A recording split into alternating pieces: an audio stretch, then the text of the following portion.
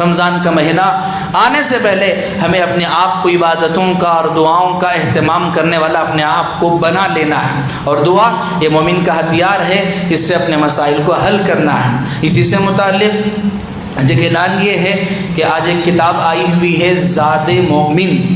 زاد کہتے ہیں توشے کو اور اپنے ساتھ رہنے والے سامان کو۔ زاد مومن کا مطلب ہے مومن کا توشہ۔ جس طرح ایک مسافر جب سفر میں جاتا ہے تو اپنے ساتھ اپنا توشہ رکھتا ہے، اپنے ساتھ اپنا ساز و سامان رکھتا ہے تاکہ وہ اس سے محفوظ رہیں، تاکہ اس کی ضرورتیں پورا ہو۔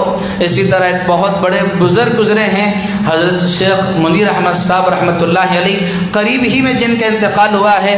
حضرت سے میں نے بھی بیعت کی تھی، حضرت شیخ ہیں، اور پھر یہ بہت بڑے مستجاب الدعوات تھے کہ بہت بڑے بڑے لوگ وہاں جا کر صرف حضرت سے دعائیں کروانے کے لیے، عملیات کے لیے نہیں، صرف دعائیں کروانے کے لیے حضرت کے بعد جایا کرتے تھے۔ قریب میں حضرت کا انتقال ہوا، حضرت چاروں سلسلوں سے وہ حضرت کو خلافت ملی ہوئی تھی اور بہت بلند پائے کہ وہ بزرگ تھے۔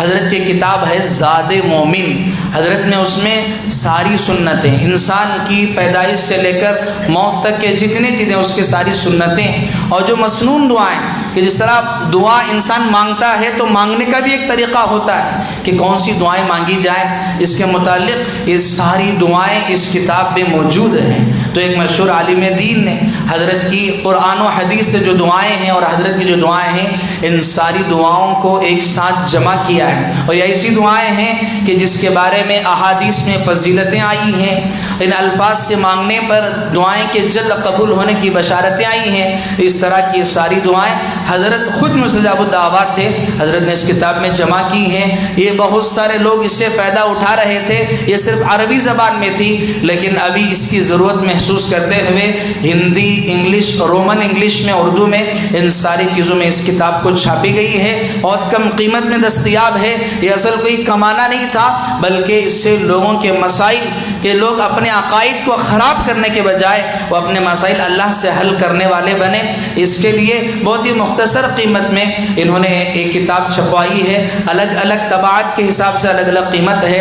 آپ حضرات سے درخواست ہے کہ آپ ضرور اپنے گھروں میں اس کو رکھیں۔ اس میں ساری سنتیں ہیں۔ ہم اپنی بچوں کو اگر سنتیں نہیں سکھلائیں گے تو ظاہر سے بات ہے وہ غیروں کے طریقے آٹومیٹک سیکھ لیں گے۔